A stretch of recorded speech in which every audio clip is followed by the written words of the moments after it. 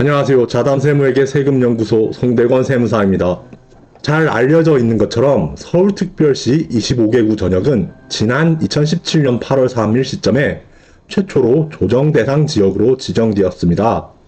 이처럼 취득 당시에 조정대상 지역으로 지정된 주택을 양도하였을 때 1세대 1주택 비과세를 적용받기 위해서는 1세대가 해당 주택의 보유기간이 2년 이상이고 그 보유기간 중 거주기간이 2년 이상이어야 합니다. 저희 사무실에서는 지난달 5월 중순에 서울특별시 강서구 방화동에 소재한 그 실지 거래가액이 12억 원을 초과하는 이른바 고가주택에 해당하지는 않는 모 아파트 양도와 관련한 양도소득세 비과세 신고를 대리하여 수행한 적이 있습니다. 이 방화동 아파트를 양도한 분의 세대는 지난 2011년 3월경에 해당 아파트를 취득한 이후 계속하여 1세대 1주택 상태를 유지하고 있는 상황이었습니다. 이 방화동 아파트의 경우에는 그 소재 지역이 조정 대상 지역으로 지정되기 이전 시점인 지난 2011년에 양도한 분의 배우자가 해당 아파트를 취득하였고, 양도한 분은 조정 대상 지역으로 지정된 이후 시점인 2018년에 해당 아파트를 동일한 세대원인 배우자로부터 증여받았습니다. 그렇다면 이와 같은 사실관계가 있는 1세대 1주택인 이 방화동 아파트 양도의 경우에는 거주기간의 제한을 받지 않고 1세대 1주택 비과세 혜택을 받을 수 있는지 여부가 쟁점이 되었습니다. 현행 소득세법 시행령 제154조 제1항 제5호 조문에서는 거주자가 조정 대상 지역에 공고가 있은 날 이전에 매매 계약을 체결하고 계약금을 지급한 사실이 증빙 서류에 의하여 확인되는 경우로서 해당 거주자가 속한 1세대가 계약금 지급일 현재 주택을 보유하지 아니하는 경우에는 거주기간의 제한을 받지 않고 1세대 1주택 비과세 여부를 판정한다고 규정하고 있습니다. 즉, 위와 같은 주택의 경우에는 1세대 1주택 비과세 여부를 판정하기 위한 보유 요건과 거주 요건 판단 과정에서 1세대가 해당 주택의 보유기간이 2년 이상인지 여부를 따지기만 하면 되는 것입니다.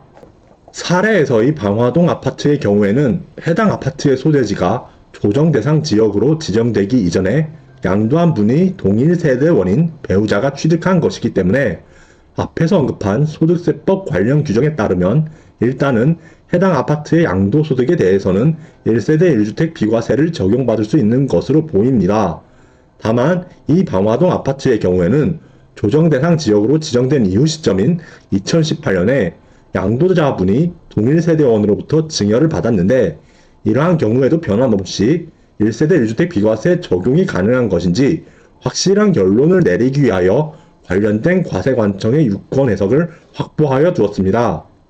지난 2022년 3월 30일자로 등록된 과세관청의 유권 해석에 따르면 증여로 취득한 거주주택을 양도하는 경우 거주기간 계산 방법과 관련하여 거주주택의 거주기간 계산 시 증여로 취득한 주택은 증여받은 날 이후 실제 거주한 기간으로 계산함이 원칙이긴 하나, 예외적으로 다만 동일 세대원 간 증여로 취득한 주택은 증여자와 수증자가 동일 세대로서 거주한 기간을 통산함이라고 회신하고 있습니다.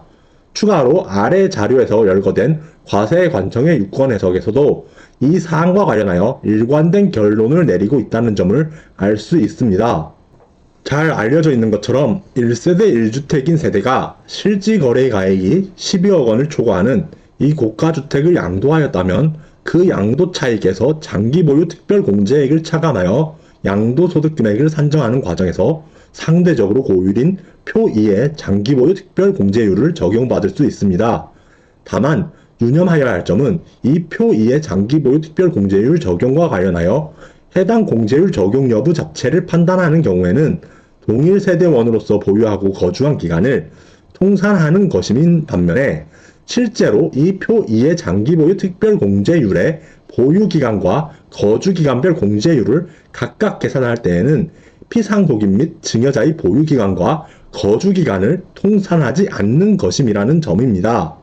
이와 관련하여 앞에서 언급한 방화동 아파트의 양도 사례가 그 실지 거래가액이 12억 원을 초과하는 이른바 고가주택에 해당한다고 그 사실관계를 조금 변형하여 가정해 보겠습니다. 이 방화동 아파트의 양도소득 금액을 산출하는 과정에서 표 2의 장기보유 특별공제율 중 거주기간 공제율을 판정하는 과정에서 그 거주기간 자체는 양도한분에 해당 아파트를 취득한 2018년 이후 시점부터 실제 거주한 기간을 적용하는 것이지 배우자분의 취득 시점인 2011년 이후부터의 실제 거주 기간을 적용하지는 않는다는 것입니다. 이상으로 자담세무에게 세금연구소 송대건 세무사였습니다. 감사합니다.